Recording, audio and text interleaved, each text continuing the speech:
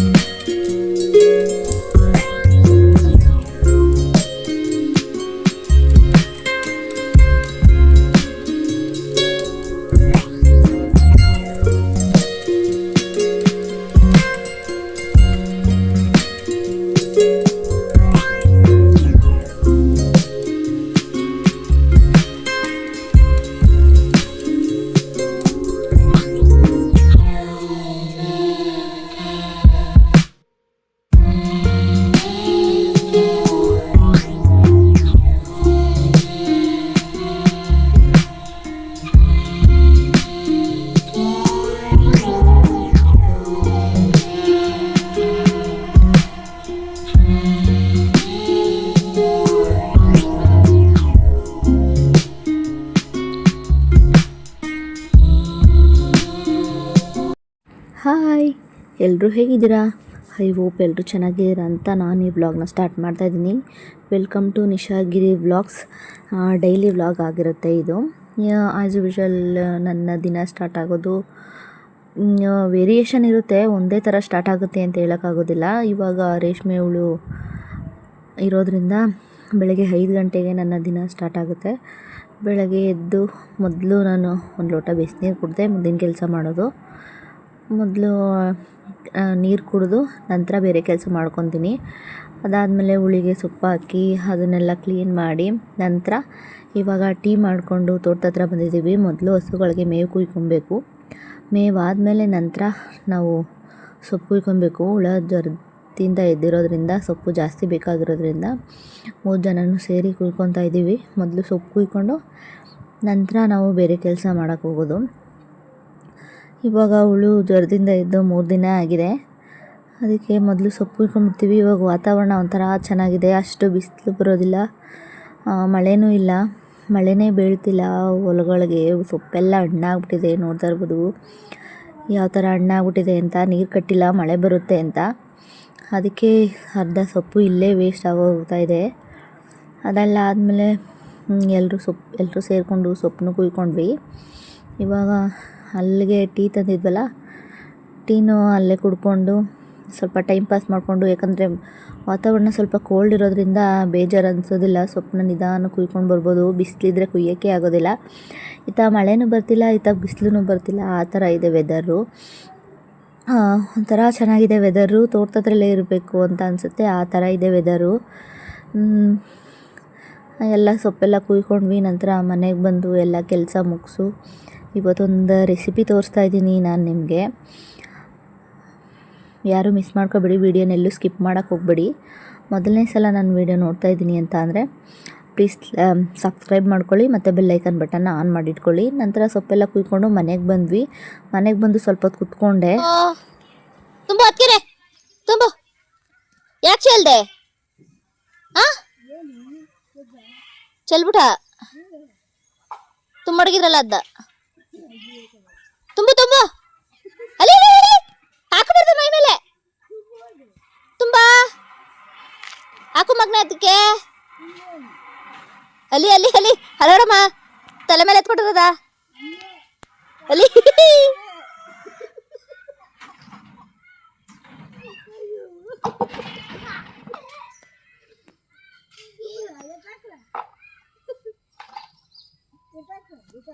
ಮಡಿಕ. ಅಯ್ಯೋ ತಲೆ ಮೇಲೆ ಹುಯ್ಕೊಬಿಟ. ಚೂತದ ಗಲೀಜು ಗಲೀಜು. ಇಲ್ಲಿ ವ್ಯಾ ಚಿನ್ನಮ್ಮ ಚಿನ್ನಮ್ಮ ತುಂಬು ತುಂಬ ಮಗ್ನೆ ನೀನು ಅಲ್ಲಿ.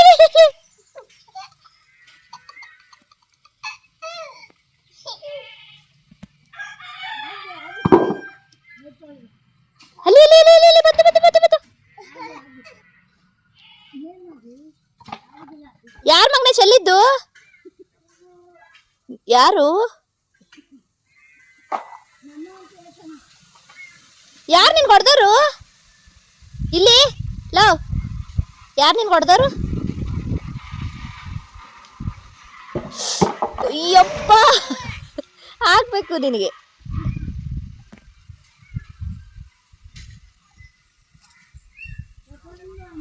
ಟ್ರೂವಿಗೆ ಹಾಕೋಗು, ಟ್ರೂವಿಗೆ ಹಾಕೋಗು, ಹಾಕೋಗಿ ಎತ್ಕೋಗಿ, ಹಾಕೋಗಿ ಟ್ರೂವಿಗೆ. ಹಂಗೆ ಕೈಲೇ ಎತ್ಕೋಗು. ತಗೊಂಡೋಗು ತಗೊಂಡೋಗು.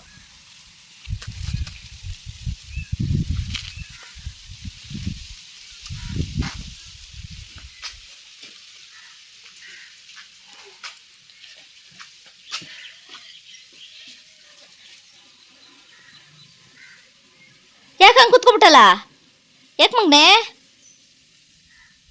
ಛೀ, ವ್ಯಾ ವ್ಯಾ. ಹೇಳ್ ಮೇಲೆ ಬಾ, ಕಾಲು ತೊಳ್ಕೊ ಬಾ. ಇಲ್ಲಿ ಕಾಲು ತೊಳ್ಕೊ ಬಾ. ಬಾ,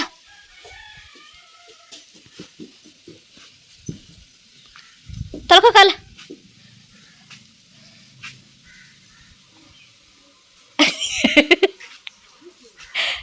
ಹಂಗೆ ಕಾಲು ಕೊಡು ಮಗ್ನೆ.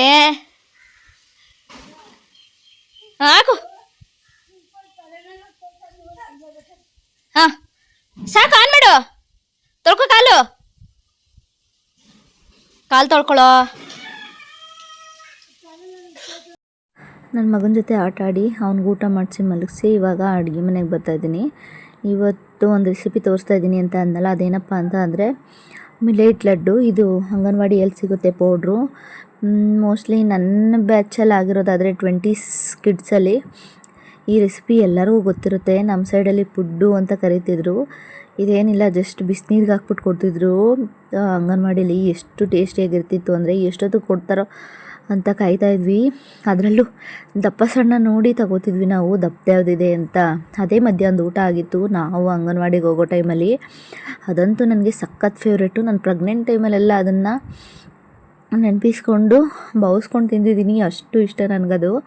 ಇವತ್ತು ಅದನ್ನು ರೆಡಿ ಮಾಡ್ಕೊತಾ ಇದ್ದೀನಿ. ಇಲ್ಲೇ ನಮ್ಮ ಮನೆ ಪಕ್ಕದ ಪ್ರೆಗ್ನೆಂಟ್ಗೆ ಅದು ಕೊಟ್ಟಿದ್ರು ಪೌಡರು, ಅದನ್ನು ನಾನು ಇಟ್ಕೊಂಡಿದ್ದೆ. ಅವತ್ತಿಂದ ಮಾಡೋಕ್ಕಾಗಲಿಲ್ಲ, ಅದಕ್ಕೆ ಸೊ ಇವತ್ತು ಮಾಡೋಣ ಅಂತ ಮೊದಲು ಒಂದು ಬಾಣಲಿ ಇಟ್ಕೊಂಡು ಮೊದಲು ಕಡಲೆ ಬೀಜನೆಲ್ಲ ಹುರ್ಕೊಬೇಕು. ಬಾಯಿಗೆ ಸಿಕ್ಕಬೇಕು ಅಂತ ಹಾಕೊತಾ ಇದ್ದೀನಿ. ಹಾಕ್ಕೊಂಡ್ರೆ ಹಾಕೋಬೋದು, ಇಲ್ಲ ಅಂದಿಲ್ಲ. ಅದನ್ನು ಮೀಡಿಯಮ್ ಫ್ಲೇಮಲ್ಲಿ ಫ್ರೈ ಮಾಡ್ಕೋಬೇಕು. ಚೆನ್ನಾಗಿ ರೋಸ್ಟ್ ಆಗಬೇಕದು. ನೋಡ್ತಾ ಇರ್ಬೋದು, ನೀಟಾಗಿ ರೋಸ್ಟ್ ಆದರೆ ಅದು ತುಂಬ ಟೇಸ್ಟಾಗಿರುತ್ತೆ. ಇದನ್ನು ಹಾಕೊಂಡ್ರೆ ಹಾಕೋಬೋದು, ಇಲ್ಲ ಸ್ಕಿಪ್ ಮಾಡ್ಕೋಬೋದು. ನಾನು ಆ್ಯಡ್ ಮಾಡ್ಕೊತೀನಿ, ಯಾಕಂದರೆ ನನಗೆ ಬಾಯಿಗೆ ಸಿಗಬೇಕು. ಅದನ್ನು ಚೆನ್ನಾಗಿ ರೋಸ್ಟ್ ಮಾಡ್ಕೊಂಡ್ಮೇಲೆ ಅದು ಸ್ವಲ್ಪ ಕೂಲ್ ಆಗಬೇಕು. ಅದು ಸಿಪ್ಪೆ ಬಿಡಿಸ್ಕೋಬೇಕಲ್ವ, ಅದಕ್ಕೆ ಕೂಲ್ ಆಗಬೇಕದು. ಅಷ್ಟರಲ್ಲಿ ನಾನು ಹಿಟ್ಟನ್ನ ಜರಡಿ ಇಟ್ಕೊಂಡ್ಬಿಡ್ತಾಯಿದ್ದೀನಿ. ಹಿಟ್ಟನ್ನೆಲ್ಲ ಚೆನ್ನಾಗಿ ಜರಡಿ ಇಟ್ಕೋಬೇಕು. ನಾನು ಸ್ವಲ್ಪನೇ ಮಾಡ್ತಾಯಿದ್ದೀನಿ, ಜಾಸ್ತಿ ಮಾಡ್ತಾಯಿಲ್ಲ. ನೋಡ್ತಾ ಇರ್ಬೋದು ಎಷ್ಟು ಗಲೀಜು ಬರುತ್ತೆ ಅಂತ. ಅದರಲ್ಲಿ ದೊಡ್ಡ ದೊಡ್ಡ ಪಾರ್ಟಿಕಲ್ಸ್ ಎಲ್ಲ ಮೇಲೆ ಉಳ್ಕೊಳ್ಳುತ್ತೆ. ಅದಕ್ಕೆ ನಾನು ಸ್ವಲ್ಪ ಜರಡಿ ಇಟ್ಕೊತಾ ಇದ್ದೀನಿ. ನೋಡಿ ಎಷ್ಟಿದೆ, ಒಂದು 4 ಉಂಡೆ ಆಗುವಷ್ಟು ಮಾತ್ರ ತೊಗೊಂಡಿದ್ದೀನಿ ನಾನು. ಈ ಥರ ಇರುತ್ತೆ ಪೌಡ್ರು. ಅದ್ರ ಸ್ಮೆಲ್ಲೇ ಚೆನ್ನಾಗಿರುತ್ತೆ. ಬಿಸಿನೀರಿಗೆ ಹಾಕಿದ್ರೆ ಸಾಕು ಘಮ್ ಅಂತದದು.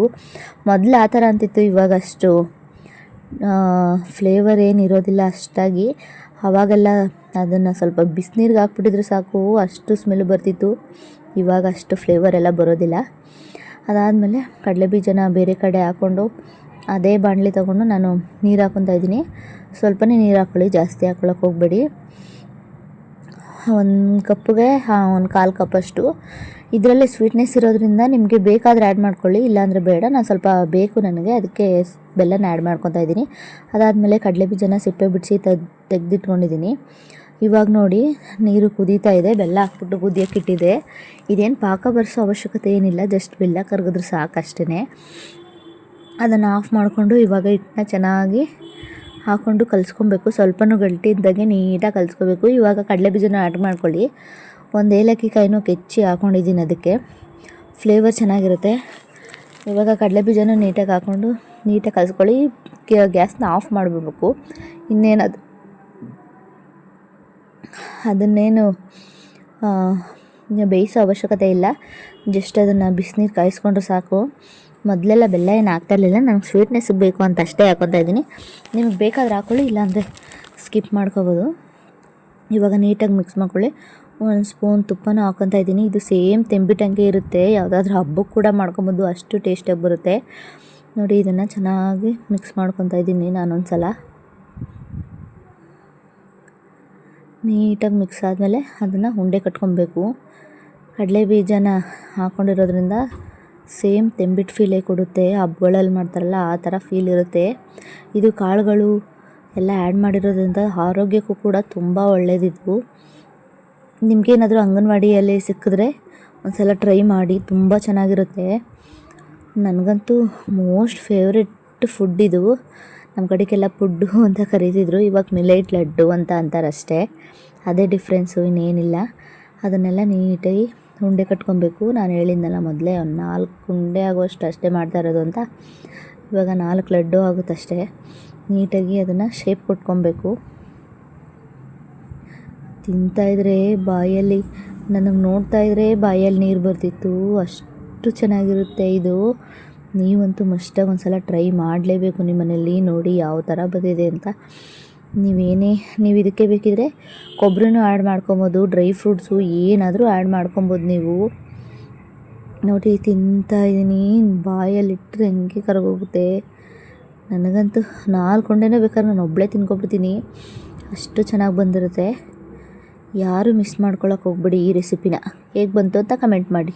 ಎಲ್ಲರೂ ತಮ್ಮನೇಲಿ ನೋಡಿದ್ದೀರಾ ಅಂತ ಅನಿಸುತ್ತೆ. ನಾನು ತಮ್ಮನೇಲಲ್ಲಿ ಹಾಕಿದೆ ಗೋಲ್ಡ್ ಕಾಲ್ ಚೈನ್ ತಗೊಂಡಿದ್ದೀನಿ ಅಂತ. ಸಾರಿ, ಅದು ರಿಯಲ್ ಗೋಲ್ಡ್ ಅಲ್ಲ, gold polished artificial gold chain ಇದು.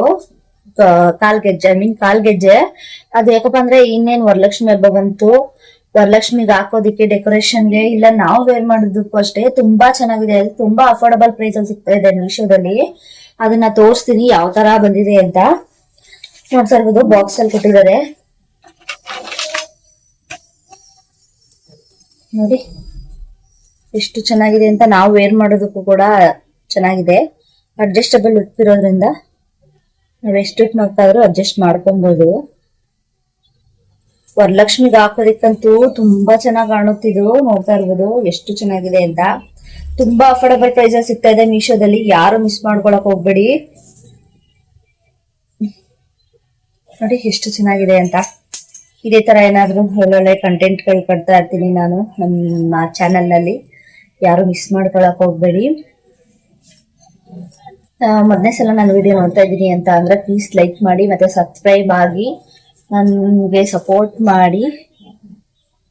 ಇದೇ ತರ ಮೀಶೋ ಅವ್ರುಗಳನ್ನ ತುಂಬಾ ಮಾಡಿದೀನಿ, ನನ್ನ ಚಾನೆಲ್ ನಲ್ಲಿ ಇದೆ, ಹೋಗಿ ನೀವು ಚೆಕ್ ಮಾಡ್ಬೋದು. ಒಳ್ಳೊಳ್ಳೆ ಬಟ್ಟೆಗಳನ್ನ ಹಾಕಿದೀನಿ, ಮೀಶೋ ಅವ್ರು ಮಾಡಿದೀನಿ. 1-2 ವಿಡಿಯೋಸ್ ಇದೆ, ಹೋಗಿ ಚೆಕ್ ಮಾಡಿ ಯಾವ ತರ ಇದೆ, ಎಷ್ಟಿದೆ ಅಂತ. ತುಂಬಾ ಚೆನ್ನಾಗಿದೆ ಡ್ರೆಸ್ಗಳೆಲ್ಲ ಮೀಶೋ ಅವ್ರು ಮಾಡ್ತಾ ಇರ್ತೀನಿ. ನನ್ನ ಚಾನೆಲ್ ನ ಸಬ್ಸ್ಕ್ರೈಬ್ ಮಾಡ್ಕೊಳ್ಳಿ, ಮತ್ತೆ ಸಪೋರ್ಟ್ ಮಾಡಿ.